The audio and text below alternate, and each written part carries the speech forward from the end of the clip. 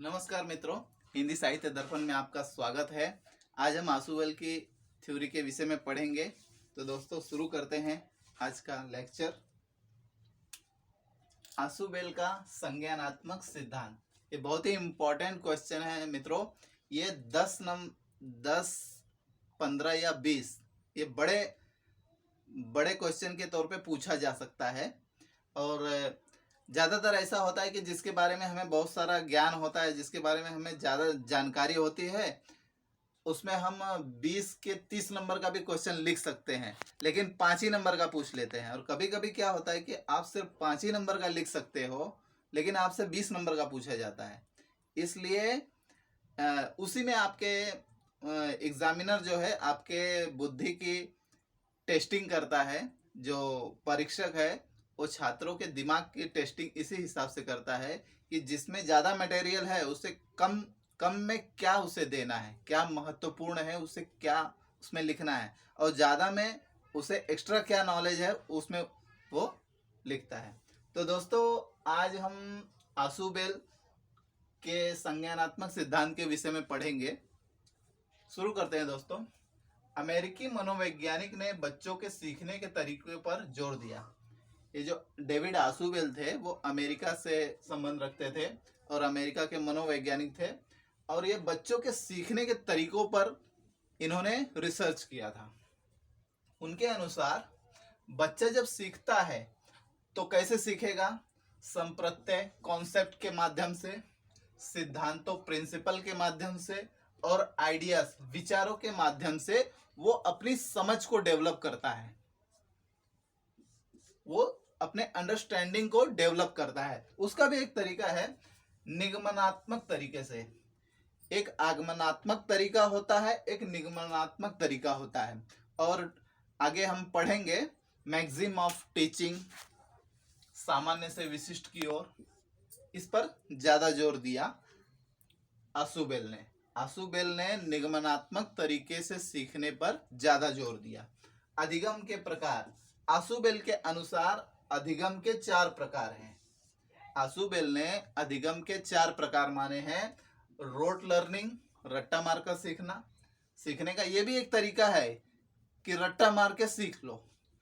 दूसरा है meaningful verbal learning, अर्थपूर्ण मौखिक सीखना, अर्थपूर्ण मौखिक अध्ययन। रिसेप्शन लर्निंग, अभिग्रहण सीखना, इसमें ये दोनों आ जाता है। और डिस्कवरी लर्निंग, जो हमने ब्रूनर के उसमें देखा था, उन्होंने एक अधिगम के विषय में बताया था जो डिस्कवरी लर्निंग थी, और जो आशुबेल ने इस पर ज्यादा जोर दिया है, अन्वेषणात्मक सीखना, अध्ययन। अच्छा, अब बात आती है कि आशुबेल महोदय ने किस प्रकार से इन्होंने मीनिंगफुल वर्बल लर्निंग दी थी। मीनिंगफुल वर्बल लर्निंग की थ्योरी इन्होंने दी थी अर्थपूर्ण मौखिक अध्ययन, जिसे आधुनिक संज्ञानात्मक सिद्धांत भी कहा जाता है।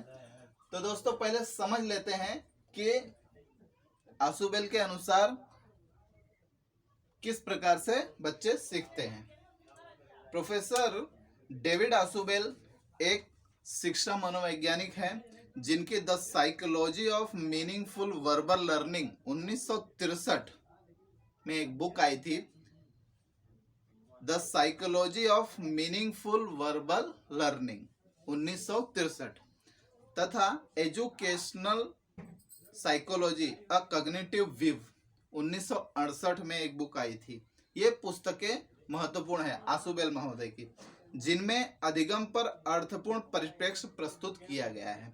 आशुबेल का एक ऐसा ज्ञान सिद्धांत है जो व्यवहारवादियों से आमतौर पर विभेद रखता है, व्यवहारवादियों से अलग है, किंतु बहुत कुछ पियाजे और ब्रूनर से भी विभिन्नता प्रदर्शित करता है। इनका जो आशुबेल का संज्ञानात्मक सिद्धांत है वो पियाजे के और ब्रूनर के थ्योरी, जो कॉग्निटिव डेवलपमेंट थ्योरी है, उससे थोड़ा अलग है, किंतु वह यह भी स्पष्ट करता है कि कुछ दशाओं में यह अकुशल और यहाँ तक कि कहीं कहीं यह नामुमकिन भी है।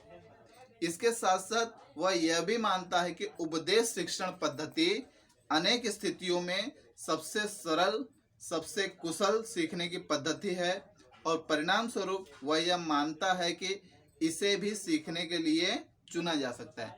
जैसे लेक्चर मेथड होता है, लेक्चर मेथड जब कोई लेक्चर दे करके चला जाता है तो वह उसी टाइमिंग तक ही बच्चों को वो दिमाग में रहता है, उसके बाद वो भूल जाता है। लेकिन सबसे ज्यादा व्याख्यान जो लेक्चर मेथड है सबसे ज्यादा यूज किया जाता है।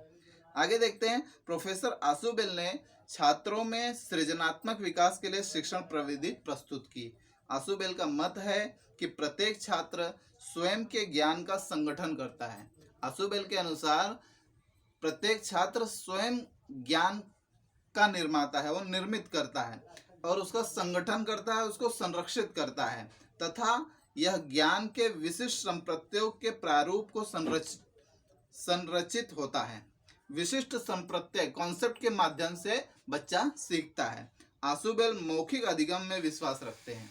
आशुबेल वर्बल मीनिंगफुल लर्निंग पर ज्यादा जोर देते हैं। इनकी थ्योरी का भी नाम है मीनिंगफुल वर्बल लर्निंग थ्योरी, जिसे 10-11 साल के वर्ष के छात्र के लिए महत्वपूर्ण माना जाता है। उनका मत है 10 वर्ष की आयु तक के बालकों के लिए सीधे अनुभव महत्वपूर्ण है, जिनमें छात्र क्रियाशील होते हैं। आशुबेल के अनुसार अंततोगत्वा छात्र नवीन ज्ञान को उसकी मानसिक संरचनाओं में प्रासंगिक पूर्व स्थित संप्रत्यों से जोड़ता है। आशुबेल के अनुसार जो बच्चा नया ज्ञान को सीखता है वो प्रीवियस नॉलेज से जोड़ता है। प्रीवियस नॉलेज से नए ज्ञान को जोड़ने पर ही बच्चे को समझ में आता है कि बच्चा पहले तो कुछ उसको ऑलरेडी नॉलेज होता है, अब जब नया चीज सीखता है तो प्रीवियस नॉलेज से उसका कांटेक्ट करता है, तब उसे बात को समझ में आती है। छात्र में पूर्व ज्ञान एक ऐसा महत्वपूर्ण कारक है जो अधिगम को प्रभावित करता है। जो पूर्व ज्ञान होता है, जो प्रीवियस नॉलेज होता है, बहुत इंपॉर्टेंट होता है बच्चे को नए ज्ञान को सीखने के लिए।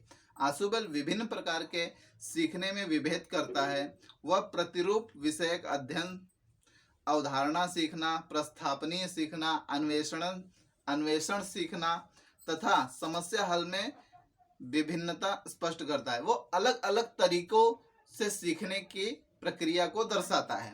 प्रतिरूप विषयक से तात्पर्य है नाम, शब्दों के अर्थ इत्यादि सीखना।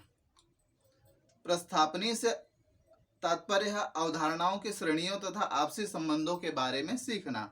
वास्तव में हम उसको सारग्राही कह सकते हैं, क्योंकि वह विभिन्न स्थितियों में विभिन्न मार्ग अपनाने पर प्रतिपादन करता है, किंतु उसकी प्रसिद्धि एवं अनुसंधानों के कारण है जो उसने सीखने के अनुभव की योजना बनाने की विधियों पर किए गए हैं ताकि सीखने में कुशलता प्राप्त हो। आशुबेल महोदय ने इस मीनिंगफुल वर्बल लर्निंग थ्योरी में बहुत सारे जो प्रयोग के आधार पर जो इसका जो सारांश निकला, उनके अनुसार आशुबेल महोदय के अनुसार उन्होंने कहा कि मानव मस्तिष्क सूचना ग्रहण करता है, फिर संशोधित करता है, फिर भंडारण करने की एक प्रणाली है। मतलब कि जो शिक्षक छात्रों को पढ़ा रहा है पहले माइंड में स्टोर होता है, फिर उसे संशोधित किया जाता है, फिर भंडारण उसको सिक्योर किया जाता है। नवीन ज्ञान को पूर्व ज्ञान से जोड़कर सीखना प्रभावी होता है। इन्होंने बार बार नए ज्ञान को पूर्व ज्ञान से जोड़कर सीखने पर बल दिया है। आशुबेल के अनुसार अग्रिम संगठन प्रतिमान द्वारा सीधे अनुपदेशन से सीखना संभव है। अभी आगे बताया जाएगा। और इस विधि को निगमनात्मक शिक्षण कहते हैं। इन्होंने डिडक्टिव लर्निंग पर ज्यादा जोर दिया है। इस विधि से सामान्य से विशिष्ट की ओर अधिगम होता है और इस प्रकार आशुबेल संज्ञानात्मक संरचना और मानसिक संरचनाओं पर बल देते हैं। तो दोस्तों, अब हम आशुबेल जो कहना चाहते हैं उस पर, आशुबेल की मेन थ्योरी क्या है उस पर मैंने ये पाई चार्ट टाइप बना दिया, ट्री चार्ट का। अब इसको एक एक पॉइंट को हम समझेंगे कि आशुबेल कहना क्या चाहते हैं। पहला है दोस्तों, आशुबेल के अनुसार दो तरीकों से बच्चा सीखता है स्टार्टिंग में। पहले तो रोट मेमोराइजिंग करेगा और मीनिंगफुल लर्निंग करेगा। या तो रट के सीखेगा, जैसे छोटा बच्चा है तो पहाड़ा पढ़ेगा, 5 दूनी 10 होता है, लेकिन 5 दूनी 10 क्यों होता है ये उससे कुछ लेना देना नहीं है। इसमें अर्थ, ये बिना अर्थ के होता है, बिना अर्थ के होता है। 5 दूनी 10 उसको याद करना है, रटना है, क्यों होता है वो पता नहीं है, लेकिन 5 दूनी 10 उसे रटना है। तो रट कर बच्चे सीखते हैं, कुछ चीजें ऐसे होती हैं। और दूसरा है अर्थपूर्ण अध्ययन करना। पहले रट कर कंठस्थ करते हैं, उसको सीख लेते हैं, देख लेते हैं। छात्र जब कोई संरचना समझ में नहीं आती है तभी वह उस संकल्पना को रट कर कंठस्थ करने का प्रयत्न करता है। कोई चीज, कोई संकल्पना जब बच्चों को नहीं समझ में आती है तो वो उसे रट लेता है, क्योंकि अगर एग्जाम में आएगा तो हूबहू वो लिख लेगा, भले उसे वो समझा ना हो, लेकिन वो रट लेता है कि बाई चांस अगर एग्जाम में पूछ लिया गया तो उसे वो रट कर एज इट इज वो लिख देगा। सीखने की ये एक पद्धति है आशुबेल के अनुसार, जिसका समर्थन आशुबेल ने नहीं किया है, विरोध किया है, लेकिन तरीका है एक सीखने का, जो बिना अर्थ को समझे हुए अध्ययन का प्रकार है। और छात्र रटकर जो विषय वस्तु कंठस्थ करता है वह जल्दी भूल जाता है। अगर उसे समझ में नहीं आया है और रटकर उसने याद किया है तो उस विषय को बिना समझे वो भूल जाता है। अगला है दोस्तों अर्थपूर्ण अध्ययन। समझकर अर्थपूर्ण अध्ययन करना अर्थात छात्र को जब उदाहरणों के द्वारा समझाया जाता है, एग्जाम्पल के माध्यम से समझाया जाता है तो उसका वो अर्थ समझता है। विभिन्न शिक्षण सामग्री का उपयोग करके सिखाने पर छात्र अध्ययन के प्रति आकर्षित होते हैं। अलग अलग टीचिंग एड के माध्यम से छात्र को जब शिक्षक पढ़ाते हैं तो उसमें रुचि निर्माण होती है, और रुचि निर्माण होती है तो वो इंटरेस्ट से पढ़ता है। विभिन्न शिक्षण विधियों द्वारा उपयोग करने पर छात्र उसमें सक्रिय सहभाग लेते हैं, सक्रिय सहभाग लेते हैं, उसमें भाग लेते हैं, वे विषय वस्तु का अर्थ ग्रहण करते हैं। इस प्रकार के अध्ययन को अर्थपूर्ण अध्ययन कहते हैं। अब इसके दो प्रकार बताए हैं उन्होंने, विकास में विभिन्नता और समन्वित सामंजस्य, अर्थात progressive differentiation and integration reconciliation. पहले विकास की विभिन्नता देख लेते हैं। प्रोग्रेसिव डिफरेंशिएशन में क्या होता है कि इसमें अधिगम से सामान्य और विशेष तरीके के अनुशासन से प्रस्तुत किया जाता है। विकास की विभिन्नता में अधिगम के सामान्य और विशेष तरीके से अनुशासन से इसे प्रस्तुत किया जाता है। विविध प्रकार की संकल्पनाओं को क्रमबद्ध तरीके से प्रस्तुत किया जाता है। उदाहरण, यदि हमें त्रिभुज के प्रकार पढ़ाना है, अगर हमें त्रिभुज के प्रकार के विषय में पढ़ाना है तो हमें यह निश्चित करना होगा कि छात्रों को त्रिभुज की विशेषताएं पता है या नहीं। अगर त्रिभुज के प्रकार शिक्षक को पढ़ाना है तो छात्रों को त्रिभुज की विशेषताओं के विषय में जानकारी है या नहीं, ये शिक्षक को पता होना चाहिए। तो अर्थपूर्ण अध्ययन में विकास की विभिन्नता पहला हो गया। और समन्वित सामंजस्य इंटीग्रेटिव कंसिलेशन में क्या होता है कि इसमें छात्रों के पूर्व ज्ञान को पहले मालूम किया जाता है।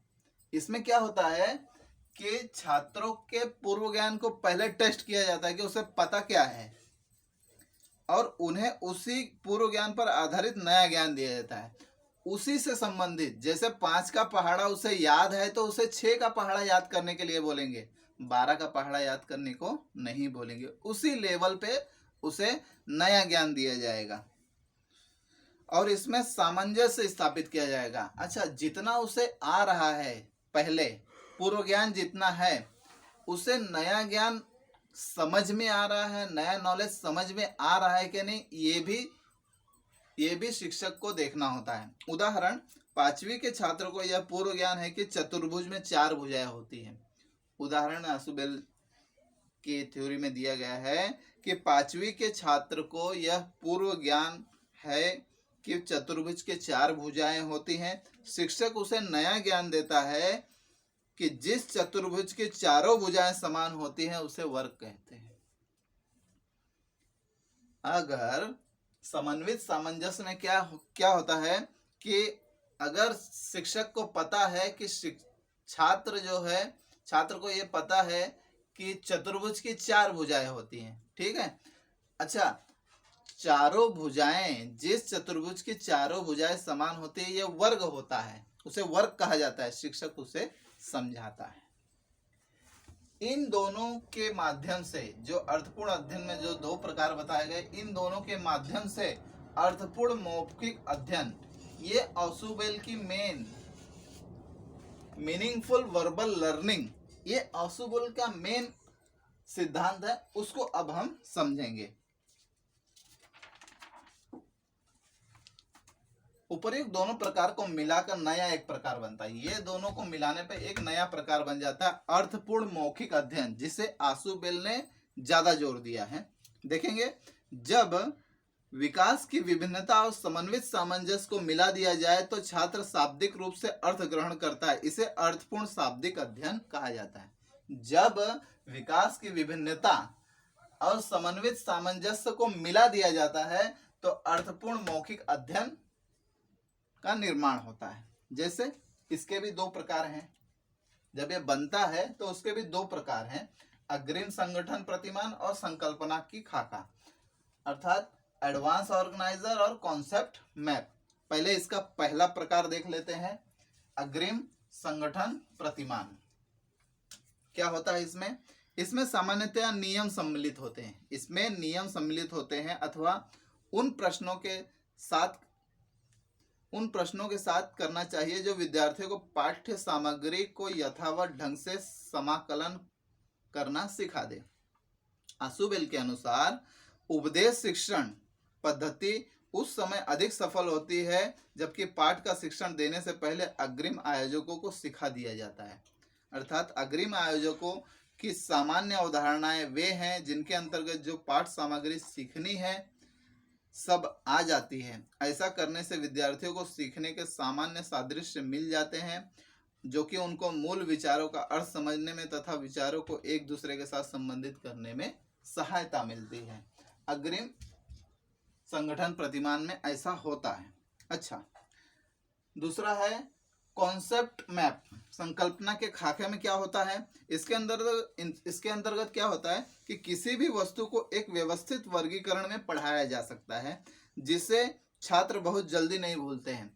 किसी भी चीज को आप पढ़ाना है, जैसे मैं आज आशुबेल का संज्ञानात्मक सिद्धांत पढ़ा रहा हूं तो मैंने सब कुछ यहाँ पर तो लिखा नहीं है, लेकिन ट्री डायग्राम के माध्यम से आपको मैं बहुत आसानी से समझने लायक, जो कि परीक्षा में याद करके जाने लायक है, इस तरीके से पढ़ा रहा हूं। कॉन्सेप्ट मैप मैंने बना दिया तो आपको जल्दी समझ में आएगा।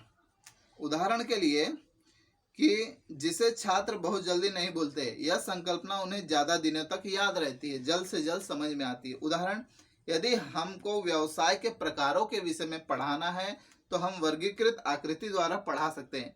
प्राथमिक, द्वितीयक, तृतीयक व्यवसाय को उदाहरणों के द्वारा समझा सकते हैं।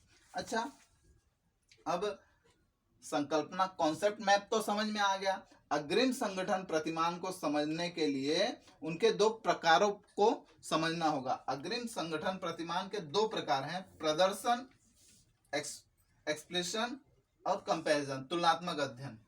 दिखावा, प्रदर्शन, दिखावा या एग्जीबिशन जिसे कहते हैं, और तुलनात्मक अध्ययन के माध्यम से। अच्छा, प्रदर्शन में क्या होता है कि इसमें हम चित्र, चार्ट, मॉडल, मैप का उपयोग करके विषय से संबंधित पूर्व ज्ञान दिया जाता है। इसके पश्चात उन्हें नई चीजें हम पढ़ा सकते हैं। उदाहरण के लिए कंगारू का चित्र दिखा करके हम ऑस्ट्रेलिया के विषय में पढ़ा सकते हैं। अगर हमें ऑस्ट्रेलिया के विषय में पढ़ाना है तो प्रदर्शन के माध्यम से हम पहले कंगारू का चित्र दिखाएंगे तो जो छात्र होगा उसे ऑटोमेटिक ऑस्ट्रेलिया की याद आएगी। ऑस्ट्रेलिया के विषय में अगर वो थोड़ा भी जानता होगा तो उसके ऑस्ट्रेलिया के विषय में हम पूरा पढ़ा सकते हैं। चाय पत्ती के उत्पादन की प्रक्रिया हम क्रमबद्ध तरीकों से चित्रों से सिखा सकते हैं। अच्छा, चाय पत्ती फैक्ट्री में कैसे बनती है, पहले उसका चित्र दिखाया जाए, चित्रों के माध्यम से पढ़ाएंगे कि पहले पत्तियों को तोड़ा जाता है, फिर उस पर विभिन्न प्रक्रियाएं, 4-5 प्रक्रियाएं होती हैं और अंत में वो वैसी चाय पत्ती बनती हैं। तो दोस्तों प्रदर्शन के माध्यम से, दिखा करके, चित्रों के माध्यम से समझाया जा सकता है। तुलनात्मक अध्ययन दूसरा जो आ गया है, कंपैरिजन मेथड। इस विधि में एक विषय वस्तु की तुलना दूसरे से करते हैं। वह हम ज्ञात से अज्ञात की ओर जाते हैं। हमें कुछ जो ज्ञात है उससे अज्ञात की ओर जाते हैं, छात्रों को ले जाते हैं और विषय को स्पष्ट करते हैं। उदाहरण के लिए, यदि हमें ब्राजील देश के विषय में पढ़ना है तो हम भारत देश की वनस्पतियां, हमें पढ़ना क्या है, ब्राजील, ब्राजील के विषय में पढ़ना है, लेकिन हमें मालूम क्या है, भारत देश के विषय में मालूम है ना। तो भारत देश में क्या प्राणी जीवन है, क्या रहन सहन है, क्या व्यवसाय है, क्या व्यापार है, क्या पर्यावरणीय समस्याएं हैं, इसके विषय में हम छात्रों से पूछेंगे कि भारत में कौन कौन से प्राणी रहते हैं, कौन कौन सी वनस्पतियां यहाँ पाई जाती हैं, रहन सहन क्या है, यहाँ पे व्यवसाय क्या है। भारत के व्यवसाय तो वो बता देंगे, लेकिन ब्राजील के नहीं बता पाएंगे। भारत के व्यवसाय पूछिए और ब्राजील के व्यवसाय उन्हें बताइए, तो उन्हें क्या कंपैरिजन के माध्यम से पता चलेगा कि यहाँ की जलवायु कैसी है, भारत की जलवायु कैसी है और ब्राजील की जलवायु शिक्षक बताएगा। तो उसे पढ़ने में कंपैरिजन के माध्यम से उन्हें इंटरेस्ट भी आएगा और वो रुचि के साथ एक नीरस विषय को भी वो रुचि के साथ पढ़ेंगे। तो ये दोस्तों आशुबेल की थ्योरी हो गई। आशुबेल ने 4 तरीके से अध्ययन, टाइप्स ऑफ लर्निंग बताया था। रोट मेमोरिंग, रट्टा मारकर पढ़ना, मीनिंगफुल वर्बल लर्निंग, अर्थपूर्ण मौखिक शिक्षण, पूरा मैंने बताया। रिसेप्शन लर्निंग, अभिग्रहण सीखना। इन दोनों को अगर मिला दिया जाए तो अभिग्रहण सीखना रिसेप्शन लर्निंग में होता है, और डिस्कवरी लर्निंग में खोज के माध्यम से सीखना होता है। तो दोस्तों ये आज हमने आशुबेल के थ्योरी के विषय में विस्तृत जानकारी प्राप्त की। अब हम इसके शैक्षिक महत्व को थोड़ा देख लेते हैं। दोस्तों मैं इसका पूरा जो नोट्स है मैं इसी वीडियो में अंत में मैं दे दूंगा, उसे रोक करके आप लिख सकते हैं। तो दोस्तों शैक्षिक महत्व को एक बार मैं पढ़ दूं। शुरू करते हैं दोस्तों। एजुकेशन, शैक्षिक महत्व, एजुकेशन इम्प्लीकेशन देख लेते हैं आशुबेल महोदय का। पहला तो है, छात्रों को शिक्षा देते समय उनके पूर्व ज्ञान को जांचकर उसी के अनुसार शिक्षा देनी चाहिए। दूसरा है, शिक्षक को पढ़ाते समय विशिष्ट उदाहरणों द्वारा सामान्यीकरण करना चाहिए। विशिष्ट उदाहरणों के माध्यम से शिक्षक को पढ़ाना चाहिए। शिक्षक को बालकों के मानसिक स्तर के अनुसार शिक्षा देनी चाहिए। जिस लेवल के बच्चे, जिनका मानसिक स्तर जिस हिसाब का हो, उसी स्तर की शिक्षा देनी चाहिए। नवीन ज्ञान को पूर्व ज्ञान से जोड़कर शिक्षा देनी चाहिए। पांचवा, शिक्षा देते समय विभिन्न शिक्षण सूत्रों का प्रयोग करना चाहिए। छठवां, लगातार प्रत्युत्तर प्राप्त करना चाहिए। जब टीचर पढ़ा रहा होता है तो बच्चों से लगातार प्रत्युत्तर प्राप्त करते रहना चाहिए, ताकि विद्यार्थी सक्रिय रूप से कार्य में लगा रहे। और साथ ही साथ इस बात का भी आश्वासन कर लेना चाहिए कि प्रत्येक पहला पद अच्छी तरह से सीख लिया गया है, और इससे पहले कि विद्यार्थी दूसरे पर जाए। जब पहला लेसन अच्छी तरह से समझ में आ जाए, पहला पद अच्छा समझ में आ जाए, तब आगे बढ़ना चाहिए, जब तक वो समझ में ना आ जाए। पाठ को समाप्त तक समायोजित मुख्य मुद्दों की पुनरावृत्ति से करना चाहिए। पाठ के समाप्त में पुनरावृत्ति, रिवीजन करना चाहिए, जिसमें सामान्य समायोजित अवधारणाओं पर बल दिया गया है। जिन अवधारणाओं के विषय में पाठ में बताया गया है उसे अंत में पुनरावर्तन के माध्यम से बच्चों को समझाना चाहिए। पाठ का अनुसरण ऐसे प्रश्नों और अभ्यासों से किया जाना चाहिए जिसमें विद्यार्थियों को पाठ्य सामग्री को स्वयं अर्थ प्रदान करना पड़े, उनका प्रयोग तथा विस्तार करना पड़े। नए ज्ञान को ऐसे छोटे छोटे पदों में प्रस्तुत करना चाहिए जो तर्कपूर्ण ढंग से संगठित हो और सरलता से समझ में आने वाले हो और क्रमबद्ध हो। तो दोस्तों ये हो गया आशुबेल का सिद्धांत। जो मेरे वीडियो को देख रहे हैं दोस्तों, कृपया लाइक करें, शेयर करें, सब्सक्राइब करें इस तरह के वीडियो के लिए। अगले वीडियो में मिलते हैं दोस्तों। और तब तक के लिए दोस्तों धन्यवाद, नमस्कार।